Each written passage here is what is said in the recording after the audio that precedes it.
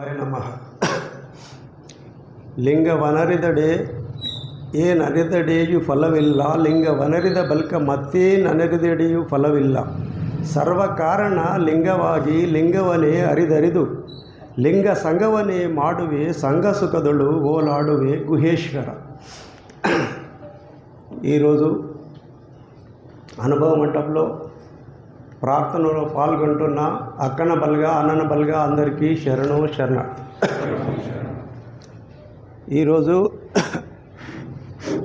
ఈరోజు శరణులు ఏదైతే వాడినో కృతాయుగ త్రేతాయుగ ద్వాపారలో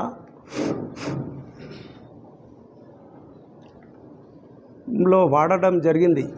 ఏమని అంటే కర్మ సిద్ధాంతము, దానము అని రెండు పదాలు వాడడం జరిగింది. కలియుగం తర్వాత బసవಣ್ణ గారి హయాంలో కాయక దాసోహ అనే పదాలను తీసుకురావడం జరిగింది. శరణులు కాయక దాసోహం మీద ఏం చెప్పగలిగారు, దాని మానవాళికి ఏ విధంగా కాయక దాసోహం మీద తెలియపరిచారు అనేదే నేను ఈరోజు చెప్పడం జరుగుతుంది.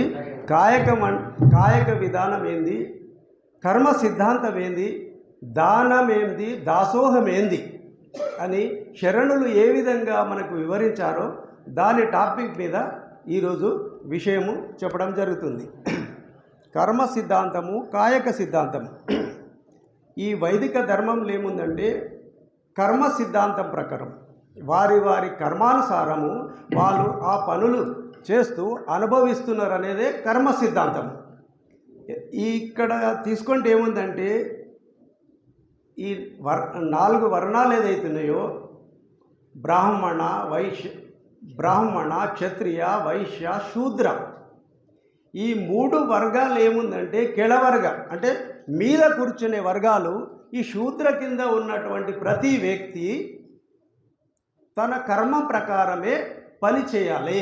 వాళ్ళు ఆర్డర్ ఇస్తే వీళ్ళు పని చేయాలనేదే కర్మ సిద్ధాంతం. అంటే వీళ్ళు నరకము వేరే విధంగా ఇక్కడ వాడడం జరిగింది. శరణులు వాళ్ళు నిర్ణయిస్తే వీళ్ళు పనులు చేయటము, అది ఏ విధంగా ఆ వచ్చిన ప్రతిఫలంతో అనుభవించేది ఎవరు, మళ్ళా వీలే. దానికి విరుద్ధంగా బసవಣ್ణ గారు ఇక్కడ ఏం స్థాపించిండో చెప్పడం జరుగుతుంది అన్నట్ల.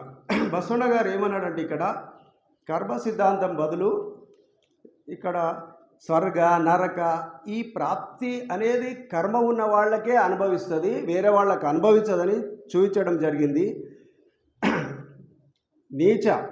నీచులు ఈ విధమైన పదాలు ఆ టైంలో కర్మ సిద్ధాంతం ద్వారా వాడడం జరిగింది. అందుకనే వీళ్ళు ఏం చేశారంటే కాయక సిద్ధాంతాన్ని విశ్వగురు బసవಣ್ణ గారు తేవడం జరిగింది. ఇక్కడ ఏముందంటే సమభావದಲ್ಲಿ పెద్దయినా చిన్నైనా గురువైనా ఎవరైనా పని చేయాలి, ఆ పని ఫలితమే కాయకం. ఇక్కడ నువ్వు నేననే భేదం లేకుండా కాయకం చేయాలనేదే ఇక్కడ నిరూపించడం జరిగింది.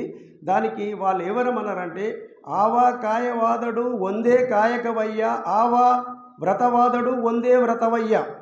అంటే ఎవరైనా పని చేస్తే అందరూ సమానమే, ఎవరైనా భక్తిపూర్వకంగా చేస్తే ఆ పరమాత్మునికి కులం అనేది నీచం అనేది లేదు, ఆడిన భక్తుడే అనేది ఇక్కడ నిరూపించడం జరిగింది. ఇక్కడ బసవಣ್ణ గారు ఒక వచనంలో స్పష్టంగా ఏం చెప్తున్నాడు అంటే ఈ కుల వ్యవస్థ ఏంది అనే దాని మీద, చతుర్వర్ణ వ్యవస్థ ఏంది అనే దాని మీద స్పష్టంగా చెప్పడం జరిగింది. దేవసైత భక్త మనಗೆ ಬಂದಡೆ ಕಾಯಕ ವಾವುದೇಯು ಬೆಸಗೊಂಡೆ ನಾದಡೆ ನಿಮ್ಮಾಣೆ ನಿಮ್ಮ ಪ್ರಮತರಾಣೆ ತಲೆದಂಡ ಕೂಡಲ ಸಂಗಮ ದೇವ ಭಕ್ತರಲ್ಲಿ ಕುಲವ ನರಿಸಿದಡೆ నిమ్మాణి నిమ్మ ప్రమతరాణి. ఇక్కడ చాలా చక్కగా బసవಣ್ణ గారు ఈ వచనం ద్వారా ఏమి చెప్తున్నాడంటే కులం అనేది ఆ దేవునికి అవసరం లేదు. 800 కోట్ల జనం ఉన్నారు మన ప్రపంచంలో, అందరూ భక్తులే ఆయనకు, కులం అనే తేడా లేదు అనేది ఇక్కడ ఉదాహరణ ఇవ్వడం జరుగుతుంది బసవಣ್ణ గారు ఈ వచనంలో. ఇక్కడ వచనంలో ఏం చేసిండంటే ಕಾಯಕ ಮೂಲದಿಂದ ಜಾತಿ ಸೂತಕ స్థితియే ಬಗ್ಗೆ భయానక ఈ పని మీద జాతి సూతకం పెట్టి భయంతో ఈ వేరే అగ్రవర్ణ వాళ్ళు పని తీసుకుంటున్నారు అంటున్నాడు ఇక్కడ. చతుర్వర్ణం, ఇదే చతుర్వర్ణం అంటే ఇంతకుముందు చెప్పిన విధంగా వీళ్ళు చేసే ఈ నీచ ఇదనేది కాదు. దానికోసమే శరణులు ఏం చేశారంటే సమాజాన్ని సమాన పాలించడం కోసము ఇక్కడ కాయకం అనే పదాన్ని గురు బసవಣ್ణ గారు చేర్చడం జరిగింది. ఈ కాయకము ఏ విధంగా చేయాలన్నది ఇక్కడ శరణులు ఒక వచనంలో చెప్పడం జరుగుతుంది. అసిమసి కృషి వాణిజ్యముంతాద కాయకవ మాడి భక్తన పడుగ ಪಾದ ಪ್ರಾಣ ಪಹರಿ ಬಾಗಿಲು ಬೊಕ್ಕಸ ಬಿಯೇಗ ಮುಂತಾದ ಕಾಯಕವಂ ಮಾಡಿಕೊಂಡು ವ್ರತಕ್ಕೆ ಉಣೆ ಇಲ್ಲದೆ ಮಾಡುವ ಕೃತ್ಯಕ್ಕೆ ಕಡಿಯಾಗದೆ ಈ ಭಕ್ತನ ಅಂಗಳ ಅವಿಮುಕ್ತ ಕ್ಷೇತ್ರ ಆತನ ಮನೆಯ ಆಚಾರವೇ ಪ್ರಾಣವಾದ రామేశ్వర లింగత్రాయ. ఇక్కడ సత్యశుద్ధ కాయకము చేయాలి.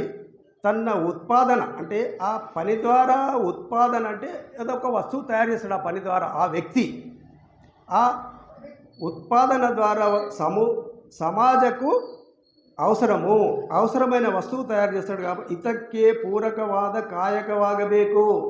ఈ నేను చేసే పని ఎట్లుండాలనేది ఇక్కడ వచనంలో చెప్పడం జరుగుతుంది. నాకు అవసరమున్నంత వాడుకొని సమాజానికి కూడా ఆ వస్తువు పనికొచ్చే కాయకాలు సమవృష్టిలో చేయాలని చెప్పడం జరుగుతుంది. వృష్టి సమిష్టి ఇతవన్ను కాపాడువ కాయక ధర్మ.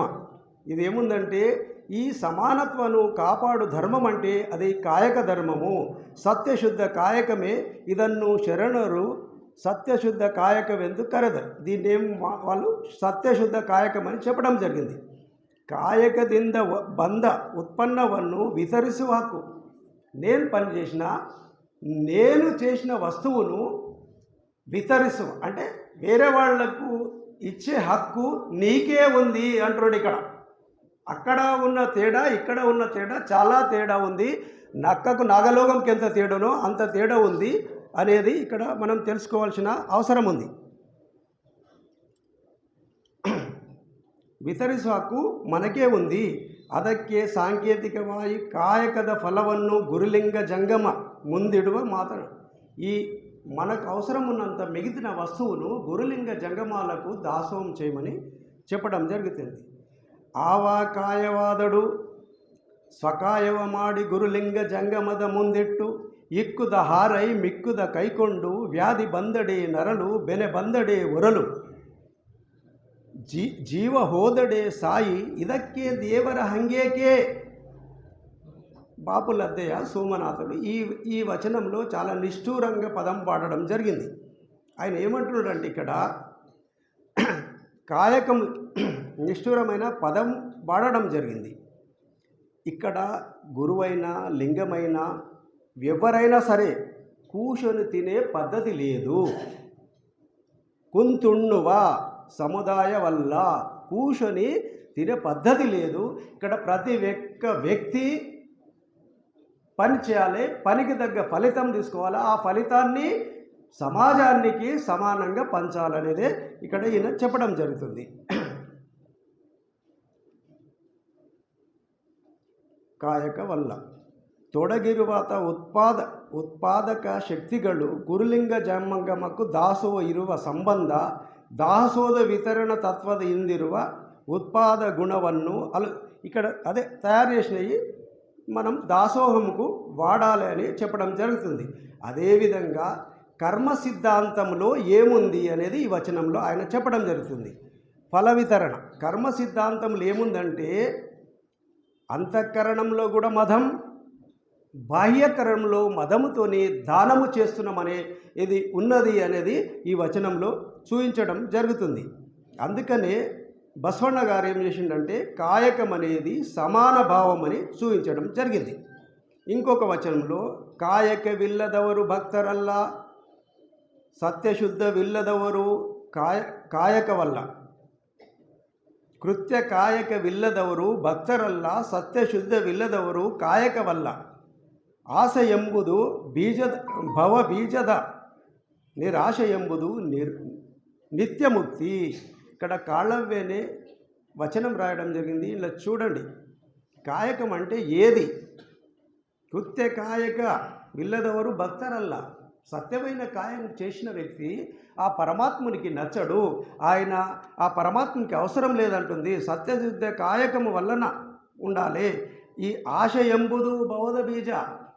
ఆశ అనేది నీకు భక్తునికి ఉండవలసిన లక్షణం కానది ఈ వచనంలో చెప్పడం జరుగుతుంది. ಕಾಯಕದಲ್ಲಿ ನಿರತವಾದಡೆ, ಗುರು ದರ್ಶನವಾದಡೆ ಮರೆಯಬೇಕು, ಲಿಂಗ ಪೂಜೆಯಾದಡೆ ಮರೆಯಬೇಕು, ಜಂಗಮ ಮುಂದೆ ನಿಂದಿದ್ದಡು ಹಂಗು ಹರಿಯಬೇಕು.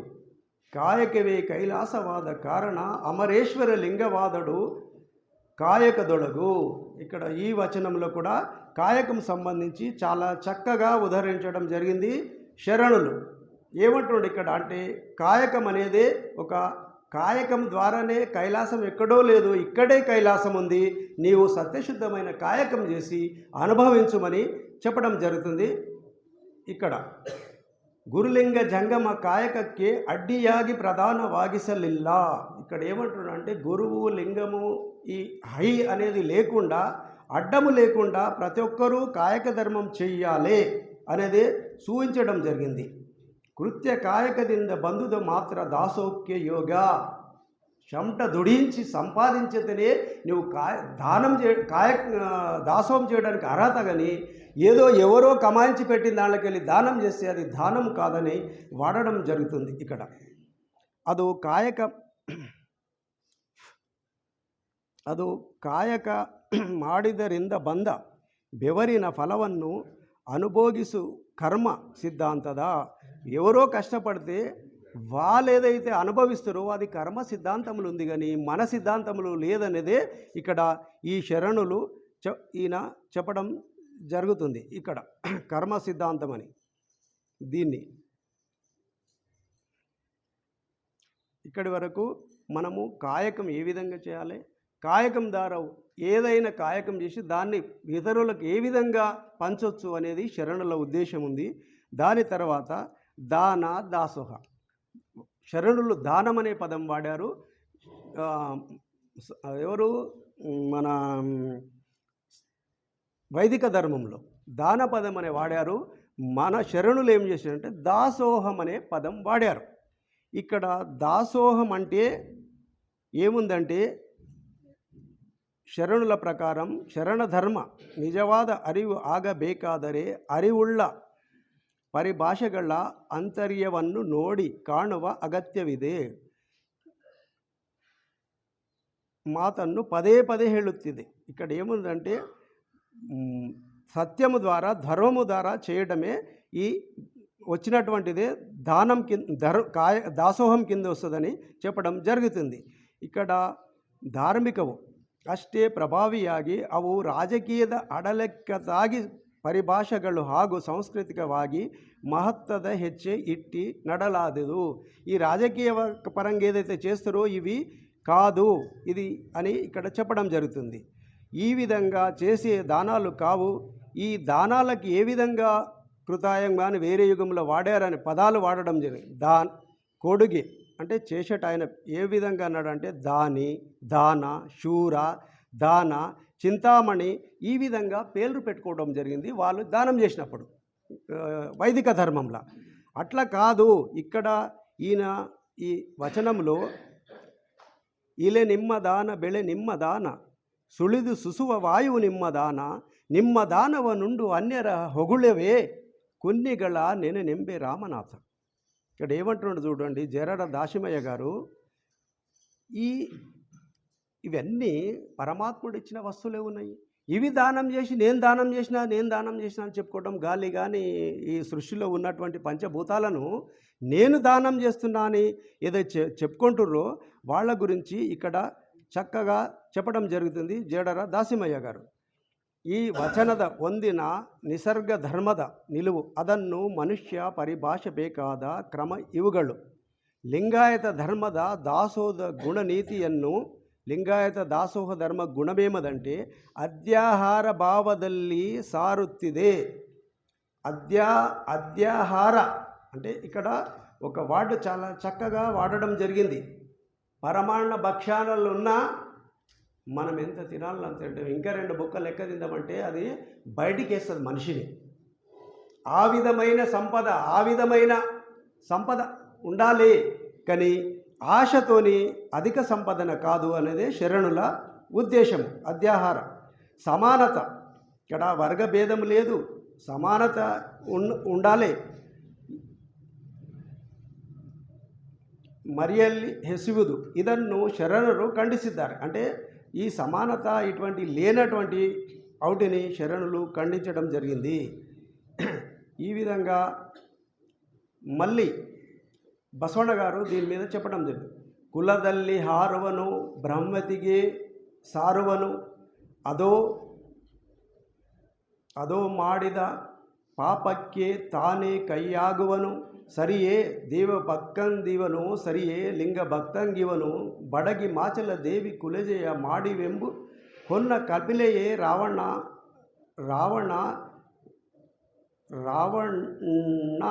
ಸಾಯುಧ ಉಚ್ಚಿಷ್ಟ ಪಾಲಿನಿಂದೆ ಒಳ నట్టుంబవర నెంబె కూడల సంగమ దేవ. ఇక్కడ ఏమంటుండంటే వర్ణ దాన నీతి గురించి బసవಣ್ణ గారికి వచనంలో చెప్పడం జరుగుతుంది, దాన్ని ఖండించడం కూడా జరిగింది. ఈ విధంగా కరెక్ట్ కాదని లింగాయత ದಾಸೋಹವ ಪರಿಕಲ್ಪನೆ ಭಕ್ತ ಸಮುದಾಯ ನಿರಹಂಭಾವದ ಗುಣಕ್ಕೆ ಕನ್ನಡಿ. అంటే ఈ దాసోహ విధానం అన్నదనంటే కన్నడి, అంటే అద్దంలో ఏది చూపిస్తే అదే చూపిస్తుంది, కానీ వేరే వస్తువును చూపించదు. ఆ విధంగా ఉండాలి ఈ దాసోహం అనేది అని చెప్పడం జరిగింది. ఈ దాసోహం అనేది 2 రకాల ఉన్నదంటున్నాడు శరణులు. 2 రకాల ಧರ್ಮಸ್ಥಿತಿగా ఉంది. ಬದಲಾಗಿ ದಾಸೋಹ ನೀತಿಯನ್ನು ಪ್ರತಿಪಾದಿಸುತ್ತದೆ. ದಾಸೋಹವೆಂದರೆ ಇಲ್ಲವರಿಗೆ ಇರುವವನು ನೀಡುವುದಲ್ಲ, ఉన్నోనికి మళ్ళీ దానం చేసుడు దాసోహ సిద్ధాంతము కాదు. ವಿತರಿಸುವುದು ವ್ಯಕ್ತಿಯ ದುಡಿಯ ಒಂದೇ ಸಮಾಜದ ಭಾಗವು ಇರುತ್ತದೆ. ఈ మనము ఫ్యామిలీతో పాటు ఈ సమాజంలో మనం ఒక భాగము, ఈ సమాజాన్ని కూడా మన ద్వారా చెందాలనేదే ఇక్కడ ఈ వచనము ద్వారా ఆయన చెప్పడం జరిగింది. ఎవరైనా సరే, ఎంత పెద్దవాళ్ళైనా సరే, మనతో పాటు సమాజ హితము కోరవలసిన అవసరం ఉందనేది ఇక్కడ చెప్పడం జరిగింది. మళ్ళీ ఇంకొక వచనంలో బసవಣ್ಣ గారు నిత్య నిరంజన పరంజ్యోతి వస్తువు ಉಪದೇಶವ ಕೊಟ್ಟು ಗುರುವಾದ ಕರಸ್ಥಲಕ್ಕೆ ಬಂದು ಲಿಂಗವಾದ ಅಸರವಾದ ಪ್ರಪಂಚ ನಳಿಲು ದಾಸೋಹವ ಮಾಡಿಕೊಂಡು ಜಂಗಮವಾದ ಇಂತಿ ಗುರುಲಿಂಗ ಜಂಗಮ ಹಿಂದೆಯಲ್ಲದೆ ಭಿನ್ನವಿಲ್ಲ. ಈ ಮೂರಕ್ಕೆ ಮೂರನಿತ್ತು ಮೂರನೊಂದ ಮಾಡಬಲ್ಲಡೆ ಆತ ಪ್ರಾಣದ ಕಾಯನಯ್ಯ ಕೂಡಲ ಸಂಗಮ ದೇವ. ఇక్కడ ఏమంటున్నాడు బసవಣ್ಣ గారంటే ಗುರುಲಿಂಗ ಜಂಗಮ ಹಾಗೂ ದಾಸೋಹ ನೀತಿಯನ್ನು ಮಾತ್ರ ಹೇಳುತ್ತಿಲ್ಲ, చెప్తలేరు. ಇದರ ಒಂದೇ ಇಡೀ ಸಮಾಜ, గురువు లింగము వీలే కాదు, సమాజం అనేదే ఇక్కడ గురువు లింగ పూజ. సమాజాన్ని ప్రేమించినప్పుడే మనం మానవత్వంగా ఉండగలుగుతాము. సమాజమే అన్నీ అంటున్నాడు, సమాజంలో ఉన్నటువంటి అన్నీ. అర్థాతో ఈయనేముందంటే ఆర్థిక మంత్రిగా ఉండి కూడా ಅರ್ಥ ಕೋವಿದುಡು ಅಯ್ಯಿ ಉಂಡಿ ಕೂಡ ವಿಶ್ವ ಮಂತ್ರಿಯಾಗಿ ಕಾಯಕ ದಾಸೋಹಗಳನ್ನು ಅರ್ಥಿಸಿದ ಪರಿ ಈ ఉండి ఏ విధంగా అర్థం చేయగలుగుతున్నాడంటే ಅನುಷ್ಠಾನಗೊಳಿಸಿದ ದಾರಿ ಪ್ರಜಾತಂತ್ರ ವ್ಯವಸ್ಥೆಯಲ್ಲಿ ಕಾರ್ಮಿಕರಿಗೆ ದುಡಿಯುವ ವರ್ಗದ ಜನರಿಗೆ ಉಚಿತವಾಗಿ ಅನ್ನಭಾಗ್ಯವ ಇಕ್ಕಾದಿ ಯೋಜನೆಗಳನ್ನು ಯಾವುದೇ ಸರ್ಕಾರ ఇక్కడ గవర్నమెంట్ కూడా వాడడం జరిగింది ఈయన. ఎందుకంటే ఆయన ఆర్థిక మంత్రిగా ఉండే కాబట్టి ఇది ఎవరికి ఇవ్వాలి అనేది వీళ్ళు ఏదైతే చెప్పుకుంటారో గవర్నమెంట్ నేను ఉచితం ఇస్తున్నా అనేది అర్హత ఉన్న వ్యక్తికి ఏదైతే ట్యాక్స్ రూపంలో గవర్నమెంట్ స్వీకరించి ఏదైతే అర్హత ఉన్న వ్యక్తికే ఇవ్వాలి. ఇది ఓటింగ్ కోసం దానం చేసే వ్యవస్థ కాదు అనేది ఇక్కడ క్లియర్గా చూపించడం జరుగుతుంది బసవಣ್ಣ గారు. కుంతుండవరిగే కొట్టవదల్లా ఇదేదైతే ట్యాక్సీ రూపకంగా వచ్చినది ఏదైతే ఉందో కుషని తినేవాళ్లకు పంచే ఆస్తి కాదు అంటున్నాడు ఇక్కడ బసవಣ್ణ గారు. ఈ విధంగా కాయక దాసోహం మీద శరణులు చాలా చక్కగా మనకు చాలామంది శరణులు ఈ పదాలను వాడడం జరిగింది. కాయక సిద్ధాంతము అండ్ దాసోహ సిద్ధాంతము. ఈ విధమైన మనం కూడా తృప్తి ఉండాలంటే మనతోని అయిన కాడికి సమాజ సేవలనే తృప్తి ఉంది కాబట్టి మనతోని ఎంత అయితే అంత ఈ సమాజం కోసం మనం కూడా పాటుపడాలని కోరుకుంటూ మీ అందరికీ మళ్ళొకసారి శరణార్థి చెప్పుకుంటూ నేను ముగించుకుంటాను.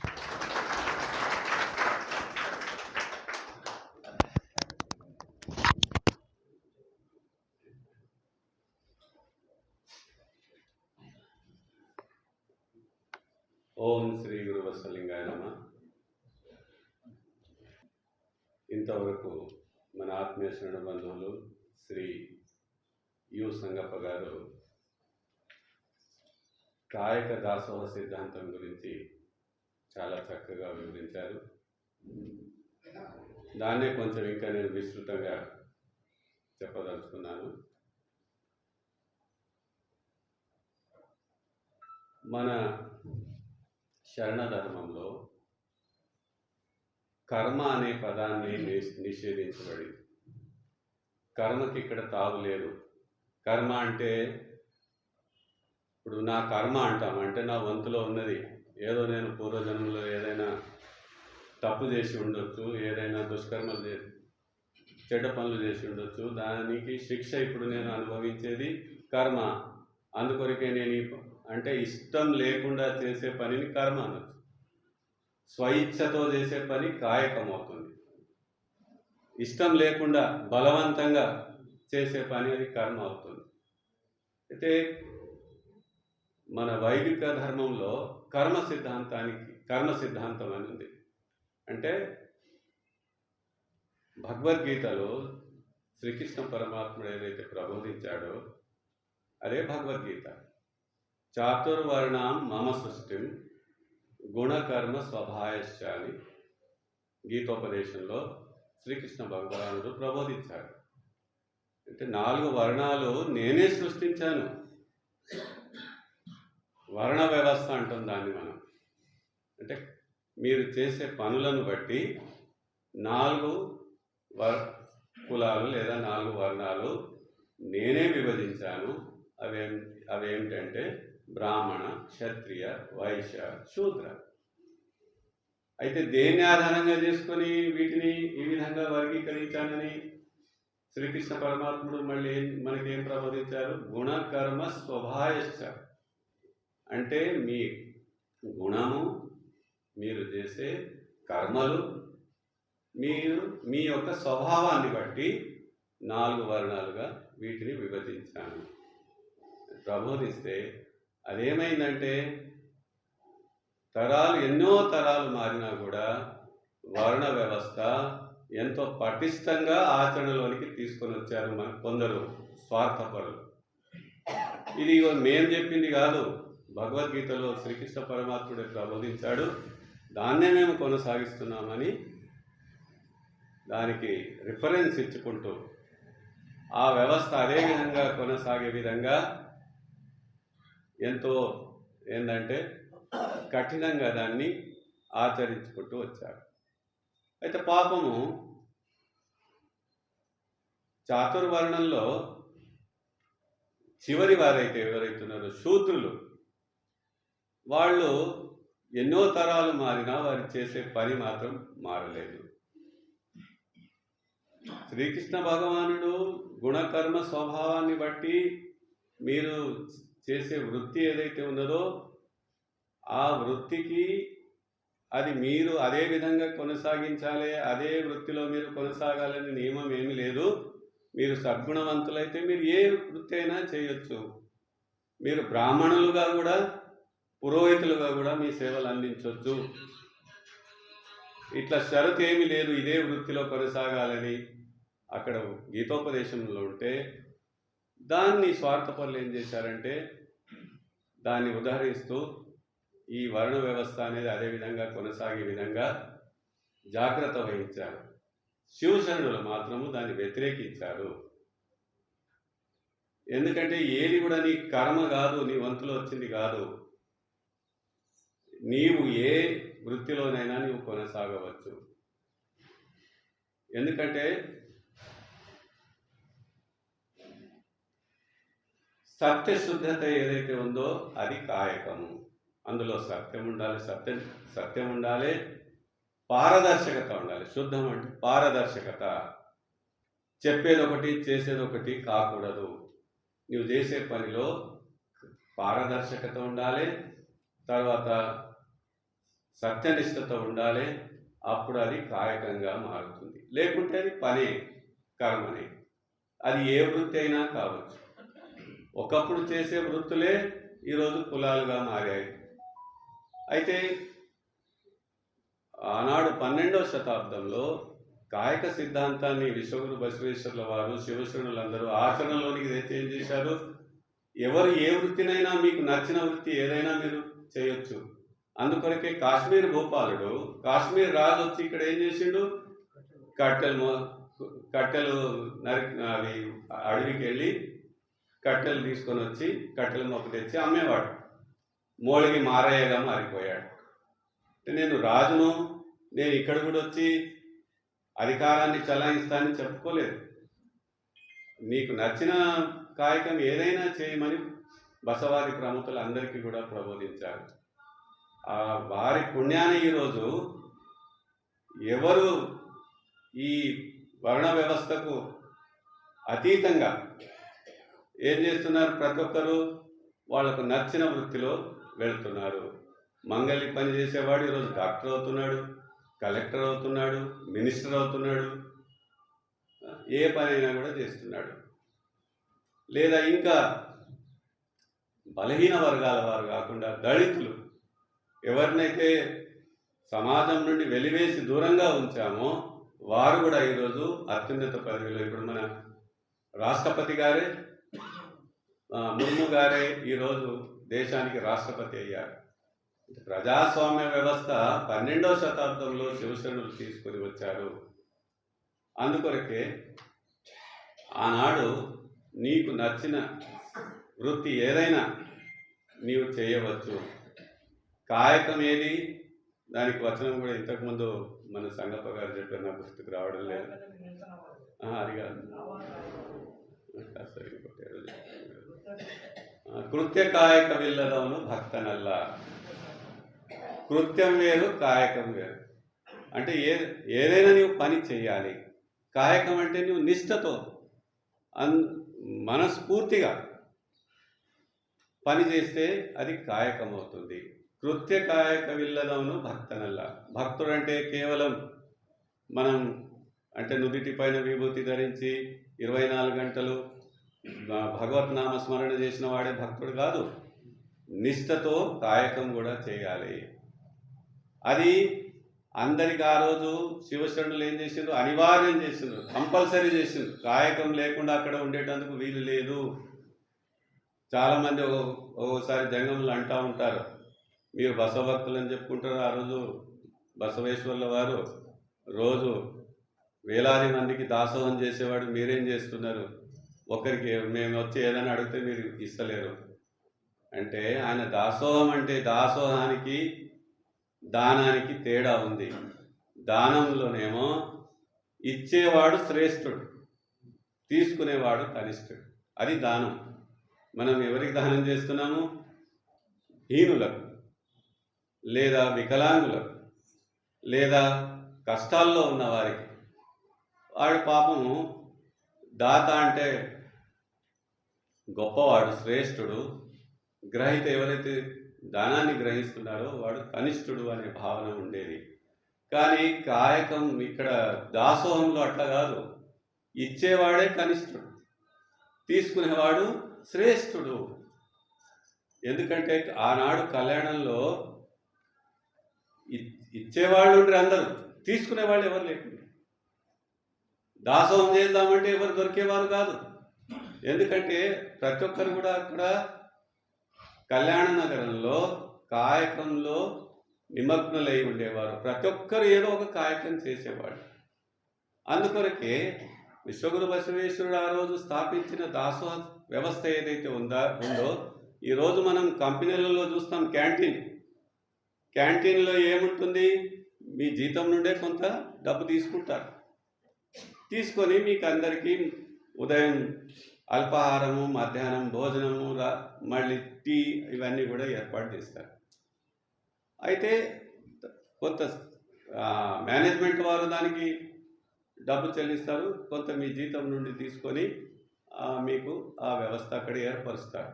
ఆనాడు కూడా ఈ క్యాంటీన్ వ్యవస్థనే ఉంది, దాసోహం అది. అక్కడ అందరూ సమిష్టిగా కృషి చేసేవారు, ఏదో ఒక కాయకం చేసేవారు. ఆ తర్వాత అందరూ కలిసి అక్కడ ప్రసాదం స్వీకరించేవారు. ఎవరైతే కుటుంబ సమేతంగా ఉండేవారో వారు తమ ఇంట్లోనే వండుకొని వాళ్ళు తినేవారు. ఎవరు ఒంటరిగా ఉండేవాళ్ళు వాళ్ళంతా అక్కడ బసవేశ్వరుని దాసోహ గృహంలో అక్కడ వెళ్ళి ప్రసాదం తీసుకునేవారు. ఇది ఇలాంటి వ్యవస్థ ఉంటే మనకు అక్కడ పేదరికం అనేది రాదు. ఇక మనం చేసే పని ఎంత నిష్ఠతో చేయాలంటే ఇంకో వచనంలో సంగప్ప గారు చెప్పారు, దేవసహిత భక్త మనిగి వందరే. దేవసహిత అంటే ఇష్టలింగము ధరించిన వాడు, అతడు దేవునితో సమానము. దేవసహిత అంటారు. మనకు దేవుడు సాధారణంగా దేవుడు అంటే మనం గుళ్ళల్లోనే చూస్తున్నాం. మీ దేవుడు మీ వెంబడే ఉన్నాడు. మీ ఇష్టలింగం మీ మెడలో ఉంటే మీరు దేవసహిత భక్తులు. ఇష్టలింగం మీ మెడలో లేకుంటే దేవరహిత భక్తులు. దేవుడు మీ దగ్గర లేడు అని అర్థం. దేవుడు ఎక్కడనో అక్కడ కొయ్యకో లేక జగిలి మీదనో ఎక్కడనో ఉన్నాడు. మీరు మాత్రము ప్రాణం లేకుండా వచ్చిన శవం లాంటి వాళ్ళు అన్నమాట. అయితే దేవసహిత భక్త అంటే ఇష్టలింగధారులు మీ ఇంటికి వచ్చి కాయక దావదందు ఏం పని చేస్తున్నావు అని అంటే కూడా మీరు అక్కడ మీ దృష్టిని మరల్చకండి, కాయకంలోనే మీరు నిమగ్నులు కావాలి, అప్పుడే ఆ కాయకం పూర్తి అవుతుంది అని ఆనాడే. అంటే కాయక నిష్ఠ అనేది ఉన్నప్పుడే ఆ పని సక్రమంగా జరుగుతుంది. దాని తర్వాత మీరు ఇష్టంతో దాన్ని చేస్తారు, దానికి లాభార్జన కూడా మీకు కలుగుతుంది. నిష్ఠతో మనం పని చేయకపోతే అది ఒక భారంగా భావించినప్పుడు అక్కడ పని సక్రమంగా జరగదు. దానివల్ల మనం అనుకున్నంత లాభం కూడా మనకు రాదు.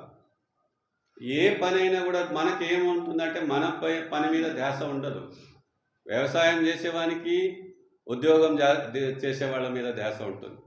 నా పని మంచిగా లేదు, ఉద్యోగం చేసే వాళ్ళ పని బాగుంది. ఉద్యోగం చేసేవానికి వ్యాపారం చేసేవాని పని నచ్చుతుంది. వ్యాపారం చేసే వాళ్లకు ఇంకేదో నాయకుని పని, రాజకీయ నాయకుల పని బాగుంది.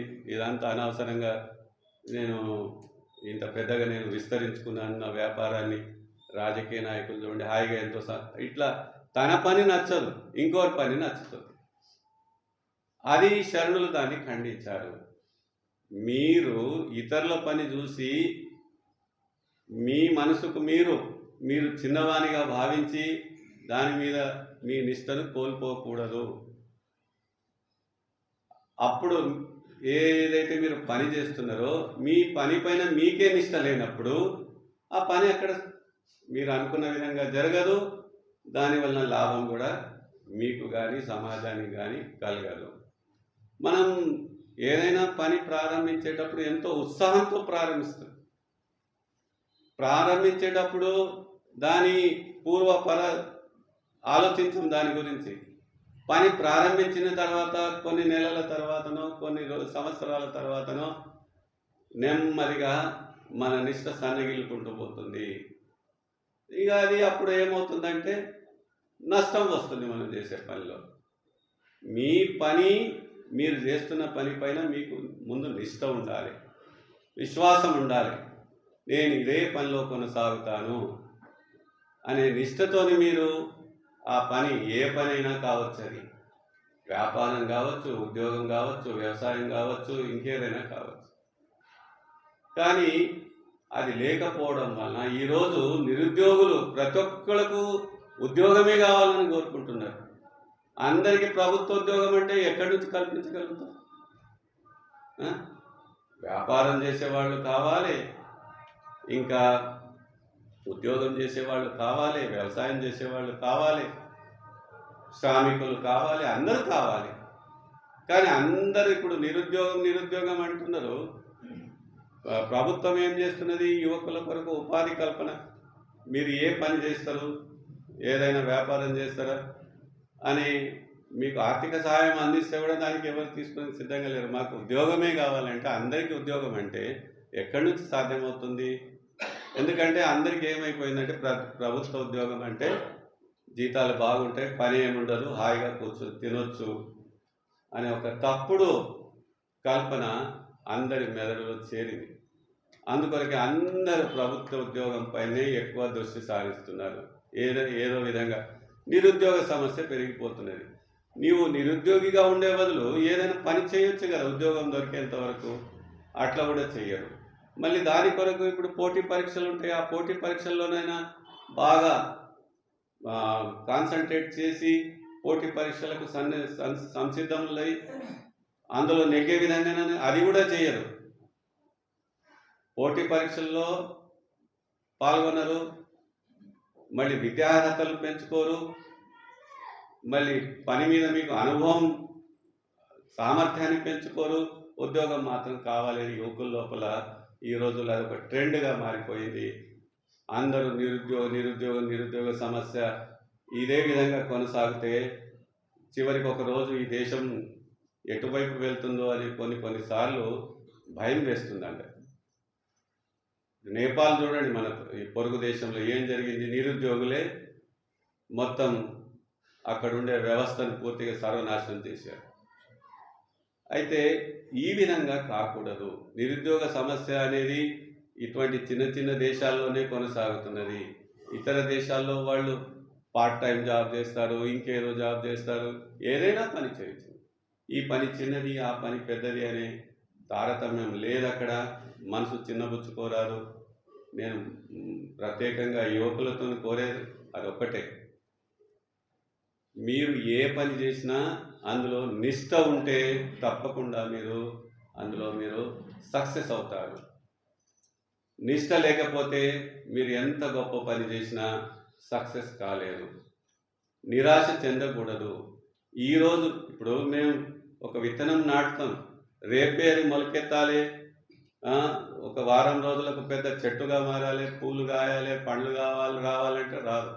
దానికి టైం ఉంటుంది. ఆ టైం వ్యవధిలోనే అది పెరుగుతుంది. ఆ తర్వాతనే అది పూలను ఇస్తుంది, ఫలాలను ఇస్తుంది. ఇది కూడా అంతే, ఉద్యోగం కూడా అంతే. చేరిన మరుసటి రోజు నుంచే మనం అనుకున్నంత లాభాలు రావు. కొన్ని సంవత్సరాల పాటు శ్రమించాల్సి వస్తుంది, వేచి చూడాల్సి వస్తుంది. ఏ ఉద్యోగమైనా, వ్యవసాయమైనా, పరిశ్రమ అయినా ఎందులోనన్నా మనం స్థిరపడాలి, మన కుటుంబాన్ని పోషించుకోవాలి. అది వ్యాపారం కావచ్చు, ఉద్యోగం కావచ్చు, చిన్న పనిలో కూడా ఈరోజు లాభార్జన బాగుంది. ఆ దిశలో మనం ఆలోచించినప్పుడు నిరుద్యోగ సమస్య అనేది తీరిపోతుంది. మనం సుఖంగా జీవించవచ్చు. ఆనాడు మరి 1,96,000 మంది శివశరణులు అందరూ సమిష్టిగా జీవించారు. అందరూ ఏదో ఒక పని చేశారు. అందరూ అక్కడ మన విశ్వగురు బసవేశ్వరుల వారు ఒక్కరే ప్రధానమంత్రిగా ఉన్నారు. మిగతా వాళ్ళు ఎవరు కూడా మళ్ళీ చిన్న మంత్రి ఇంకేదో ఉద్యోగంలో లేరు. అందరూ వాళ్ళకి తోచిన కాయకం చేశారు. కట్టెలు కొట్టే కాయకము, చెప్పులు కుట్టే కాయకము, నూలు వడికే కాయకము, ఇట్లా వాళ్ళకి తోచిన కాయకం చేశారు. మరి బజార్లో విత్తనాలు, ధాన్యాలు వేరుకొని అమ్ముకునే కాయకము, మంగలి కాయకము, చాకలి కాయ, అట్లా అన్ని పనులు చేశారు వాళ్ళు. మరి అది వాళ్ళ తరతరాలుగా వచ్చిన కాయకం కాదు. కాశ్మీర్ రాజు వచ్చి ఇక్కడ ఏం చేసిండు, కట్టెలు కొట్టి కాయకం చేసిండు. అట్లా వాళ్లకు నచ్చిన కాయకాన్ని ఎంచుకొని అందులో స్థిరపడి ఒక ఆదర్శప్రాయమైన జీవితాన్ని గడిపారు. సమిష్టి జీవన విధానానికి నాంది పలికారు. మరి ఈరోజు సమిష్టి కుటుంబాలు అన్నీ చెల్లాచెదురుగా అయిపోతున్నాయి. ఎందుకంటే అందరి అభిప్రాయాలు ఒక విధంగా ఉండేది, అందరి ఆలోచన ఒక విధంగా ఉండేది. శరణ ధర్మం మాత్రము ముందు భావ సమైక్యత అనేది రావాలి, మన భావాలు ఒక్కటి కావాలి, అప్పుడే మనం కలిసిమెలిసి ఉండవచ్చు. ఆ విధంగా 1,96,000 మంది కలిసి ఉన్నప్పుడు మనం 5 మంది ఎందుకు కలిసి ఉండలేము, నలుగురం ఎందుకు కలిసి ఉండలేము? ఆ దిశలో మనం ఆలోచించాలి. కాయక సిద్ధాంతం మనం అందరం తప్పనిసరిగా పాటించినప్పుడే సామాజికంగా ఆర్థికంగా మనం ఎదుగుతాము, మన భవిష్యత్తు ఉజ్వలంగా ఉంటుంది. ఆ దిశలో మీరు మేమందరం ప్రయత్నిద్దాం. ఈనాటి వచ్చిన వైభవ కార్యక్రమంలో మన ఆత్మీయ శరణ బంధువులు శ్రీ యు సంగప్ప గారు ఎంతో చక్కగా కాయక సిద్ధాంతాన్ని మనందరికీ వినిపించినందుకు వారికి మనందరి తరపున చప్పట్ల ద్వారా ధన్యవాదాలు, కృతజ్ఞతలు తెలుపుకుందాం. ఇక ఈనాడు